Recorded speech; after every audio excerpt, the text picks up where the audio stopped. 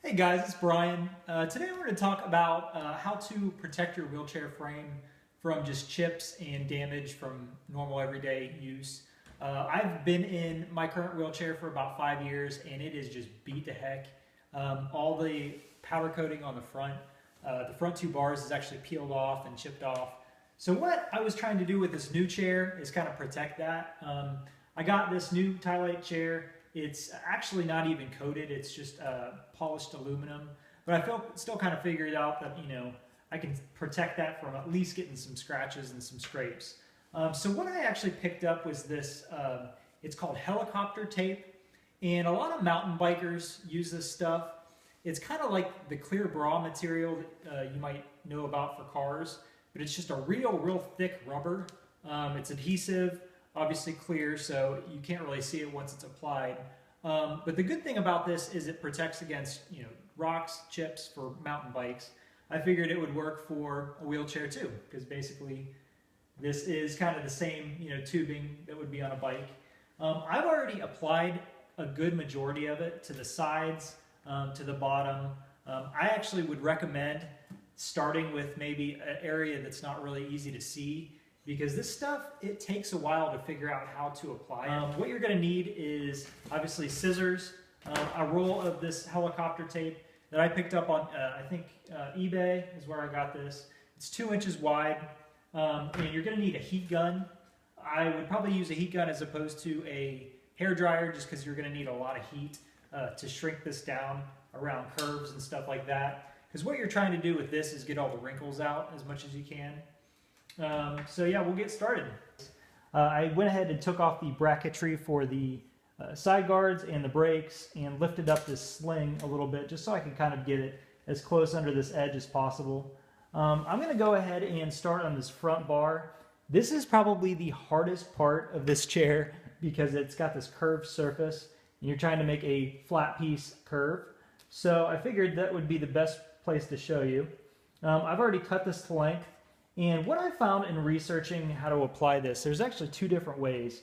One is the dry method, which is just you're sticking it on like a sticker. The other is applying it in a wet method, which is how they apply window tint to cars. And basically what you're doing is you're coating the entire surface in a soapy solution. This is just filled with water, and I put a couple drops of dish soap in it, shook it up, so it's just got a little bit of once you get the product on there, it's easier to move around. It doesn't stick right away. You can actually lift it up and reposition it once it's wet. So you're going to coat this completely with water. You're also going to take the backing off this and drench the sticky surface in water also. One thing to note, do not get this backing wet because it will stick to the surface and you will be in trouble. Basically, you're just ruining that piece. So before I'm going to start, I'm going to clean the area just with a little bit of rubbing alcohol. That just gets any grease off of it that might be there. It's a brand new chair, so it's not really dirty, but this is just going to ensure that it sticks a little bit better. And I'm only applying it to the surface that really sees a lot of wear and tear. So once you get it wiped down, you're going to peel off the surface of this. It's kind of tricky, but you just gotta try to keep your fingers off of it as much as possible.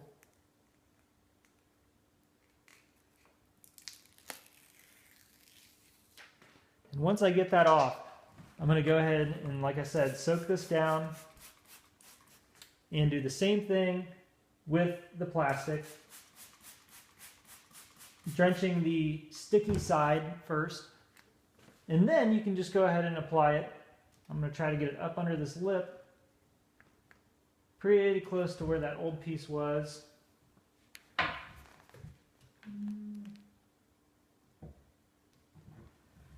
And like I said, with it wet, you can peel it off, reposition it.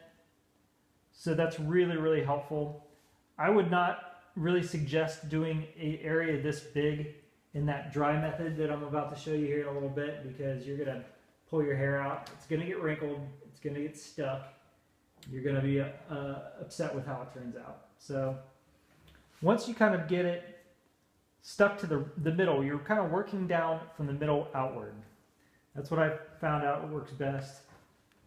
So you kind of just want to curve this around little by little. You're trying to avoid any big creases. And here in a minute, we'll go back with the heat gun. But you're also trying to get as much of that water out as possible, because you want to avoid air bubbles if you can. And if it gets too sticky, wet it down again. That'll make it a little bit easier to work with. So I'm going to start with the heat gun, and like I said, I'm working from the middle out.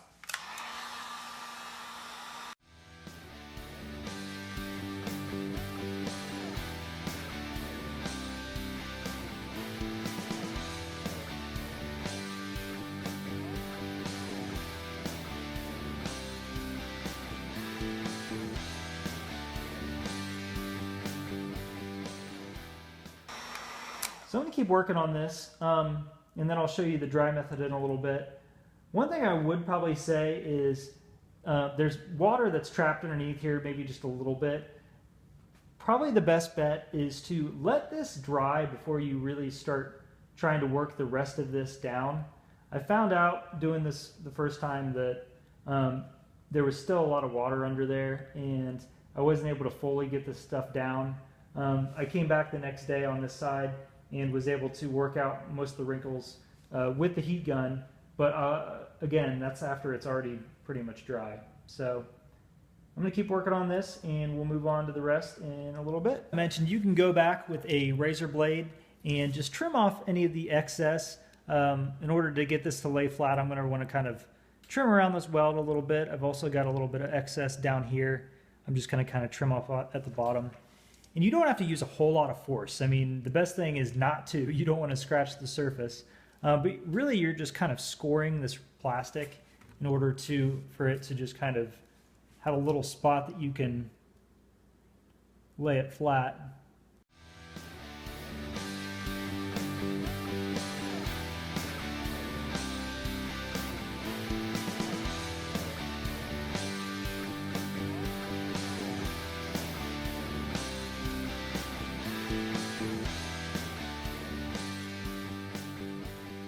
Okay, so for this dry method that I'm going to show you, if I were you, I would start with just making a template.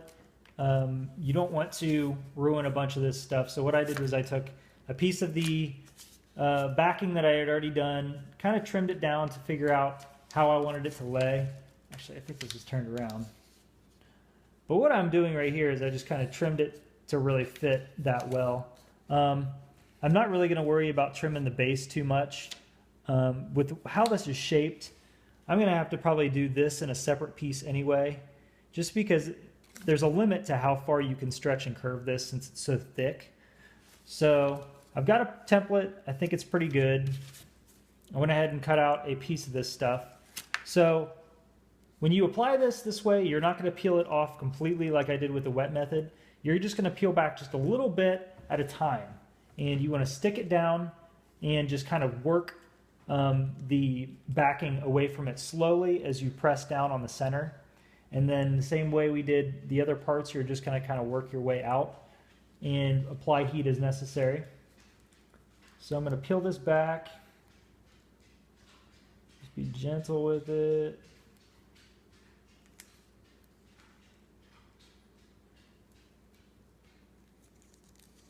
It might peel just that much. And go ahead and stick it on there.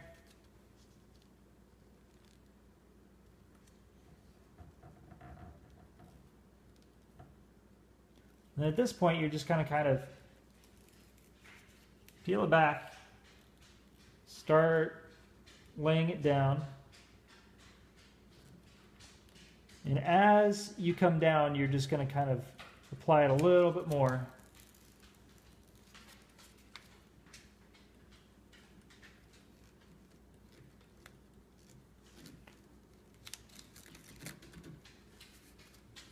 So now that I got that, I can kind of work it outward.